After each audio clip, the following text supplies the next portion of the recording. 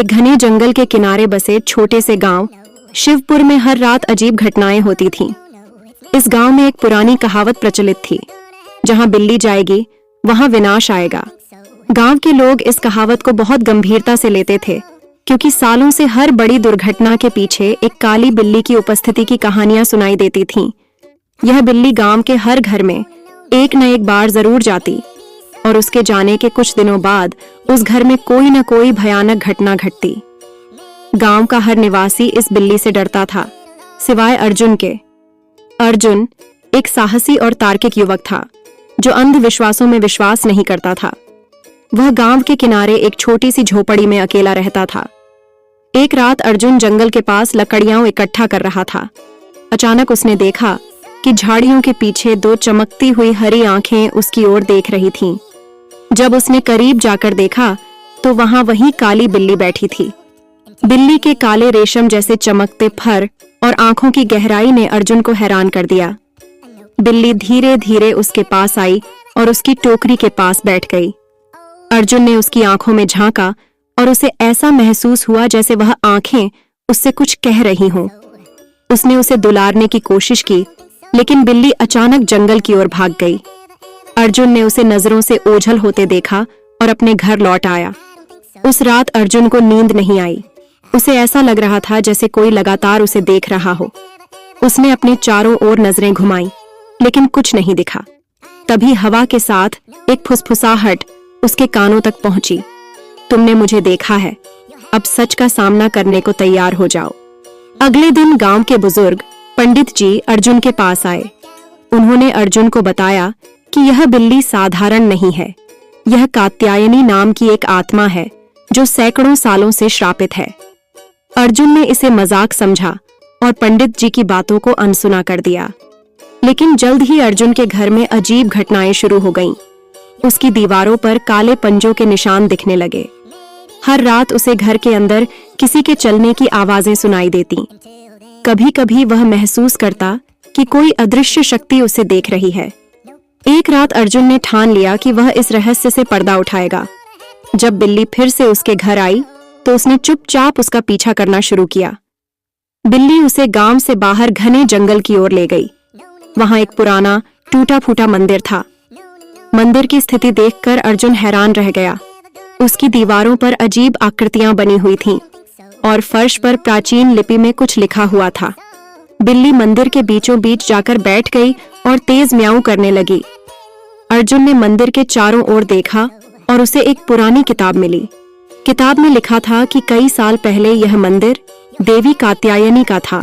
इस मंदिर की पूजा पूरे राज्य में की जाती थी, लेकिन एक दिन राजा विक्रम सिंह ने अपनी ताकत दिखाने के लिए देवी की प्रतिमा का अपमान किया।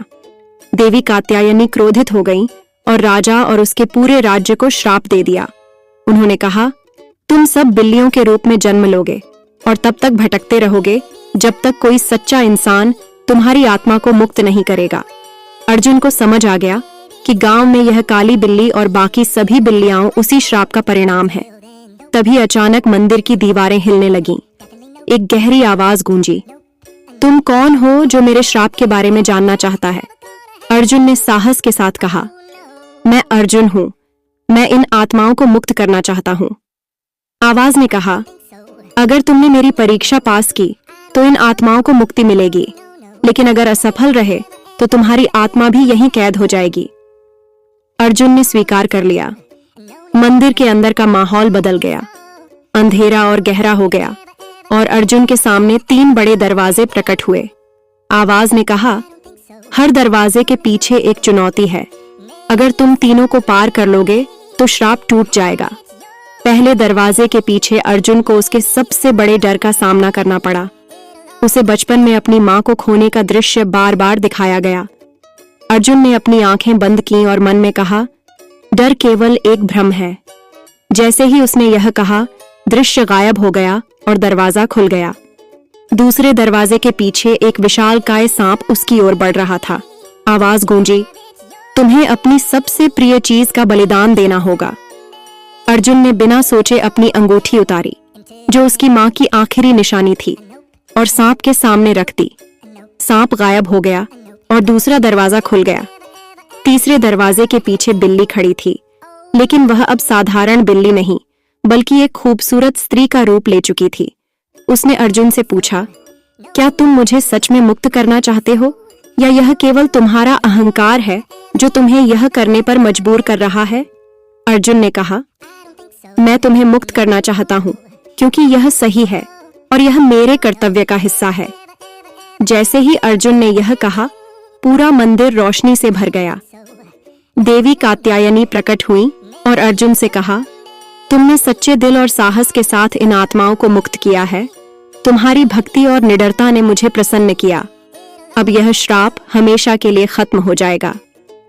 शुभी और अन्य सभी बिल्लियां रोशनी में बदल गईं और गायब हो गईं। मंदिर एक बार फिर से पवित्र स्थान बन गया। अर्जुन ने इस घटना के बाद गांव लौटकर सबको सच्चाई बताई। गांव के लोग अब उस काली बिल्ली से डरने के बजाय उसे एक शुभ संकेत मानने लगे। अर्जुन की बहादुरी की कहानी पीढ़ी दर पीढ़ी सुनाई जाती रही। उस दिन के बाद से शिवपुर गांव में कभी कोई अनहोनी नहीं हुई और अर्जुन, जिसने अपनी बुद्धिमानी और साहस से आत्माओं को मुक्त किया, गांव का सबसे सम्मानित व्यक्ति बन गया। तो दोस्तों, यह कहानी समाप्त हुई। बाय बाय दोस्तों, हमेशा खुश रहो।